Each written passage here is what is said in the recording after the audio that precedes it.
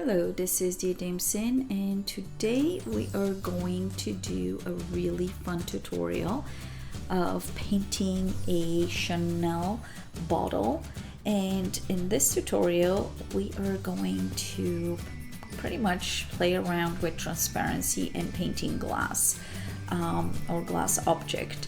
So before we begin, please don't forget to subscribe and click that notification bell so you can get notifications for our future videos.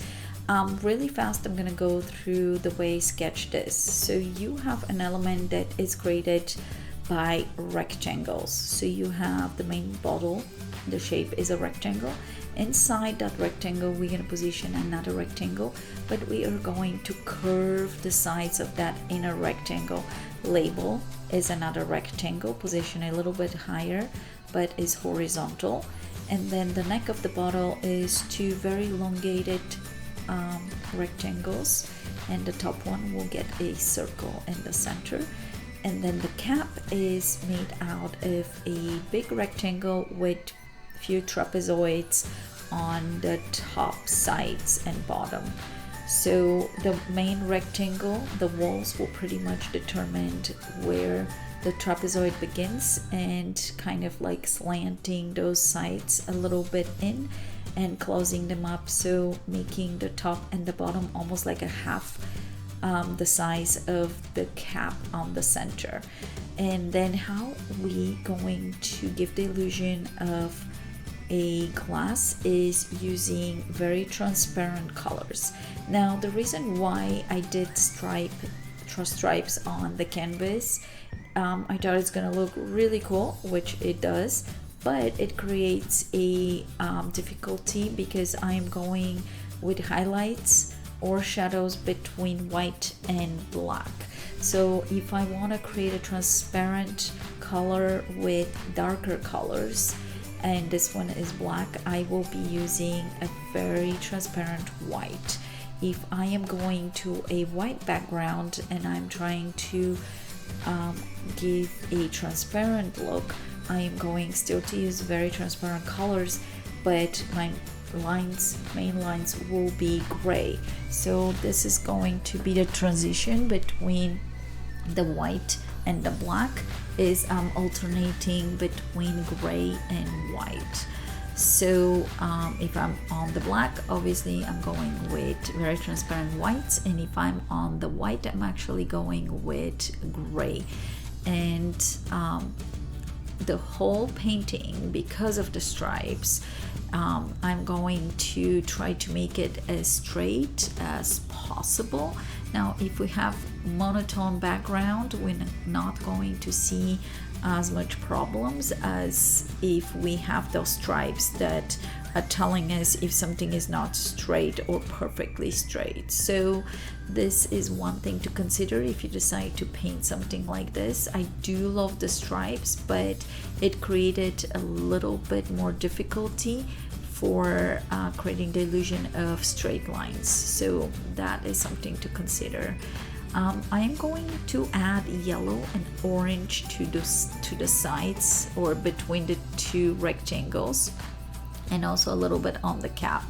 But the reason why I'm doing that is when the bottle is full with perfume, you have that thickness that it creates another different color than the middle part. So I am kind of reversing that because our bottle is empty and we're putting that yellowish color and a little bit of orange in one point to create that illusion of thickness, but also to give a little bit of a color there.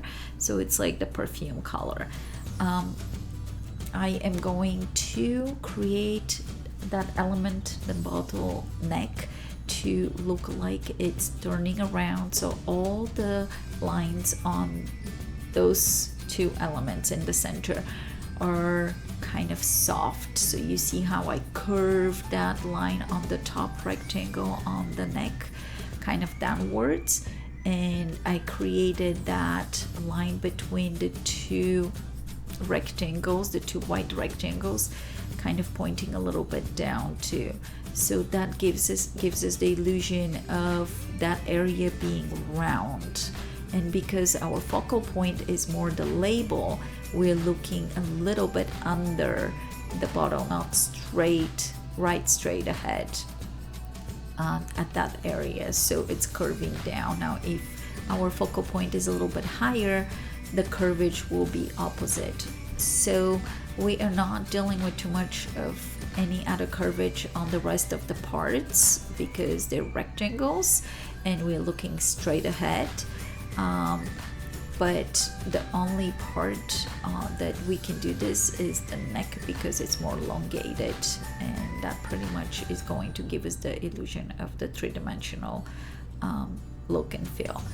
And I added the orange, and it's very bright and I do like it, but I will tone that down a little bit. So the orange is still going to be there, but it's going to be kind of toned down. So I'm going to add kind of like a transparent white over this, and it's still going to be there, but it's going to not be really in your face, because now your eyes just go straight to that orange and it's almost like you don't see anything else. So we want it to be present, but we don't want to take away from the whole image, so we're toning it down.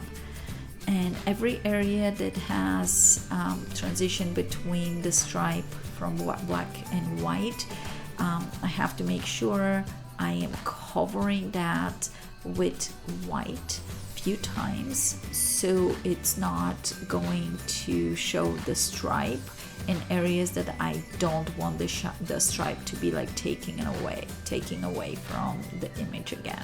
So, and obviously the center of the bottle is very transparent, so the stripes have that hue of white, so really transparent white, following the shape of the inner rectangle. But the cap and the thicker area of the glass, I will try to take away that stripe look between the black and the white.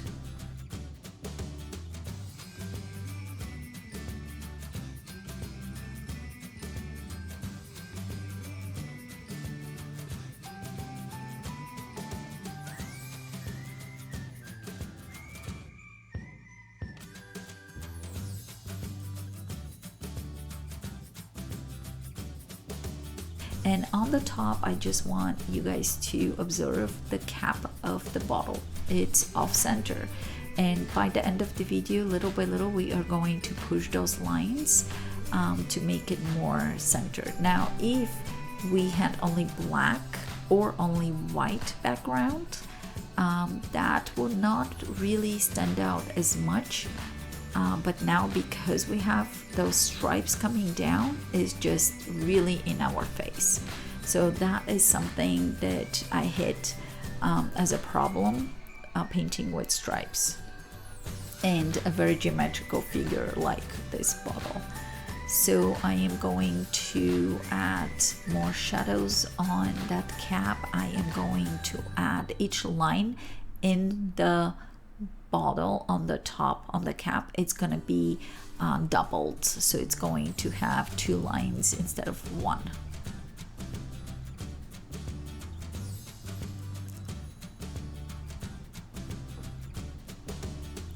And I do have to go around our label and add this black line because our label transitions to the white stripes and we are going to lose it there. So that is the reason why I am creating that black. But if it was on black background, I probably was going to emphasize a little bit on, not so much on the label, but on the bottle to create the clean white rectangle for the label, and then that transparent look of the bottle, the top, bottom, and sides. So I'm using a cookie sheet and a carbon paper to transfer the name. It was just going to be much easier. or I was thinking it's going to be easier, but I felt like next time what I'm gonna do is I am just going to get 2 lines with a ruler and just write Chanel, because even though I was thinking it's going to be perfectly centered, it did not. So I am going to fake that one too. But now if you look at the cap of the bottle, how I pushed the rectangles on the side a little bit, and because we have a darker center for the cap, that rectangle on the cap, now that is really coming kind of forward in a way, and you see how those lines on the top and the bottom of the cap around the rectangles are either white or black. And there's one more element that I'm going to add to the cap to make it even more looking like it's centered, even though it's not. So every time I'm adding a little bit of a light color or a white color on the surrounding of the bottle, it's going to give us that illusion of transparency too. So you see how I emphasize on the corners of the glass, and that just made it look really glossy. And there is our upside down L shape on the top on the bottle, and that just made that top looking a little bit more centered than what it actually is. So again, we are absolutely creating an illusion.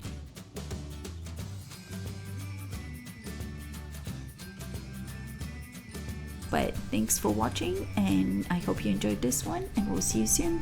Happy painting!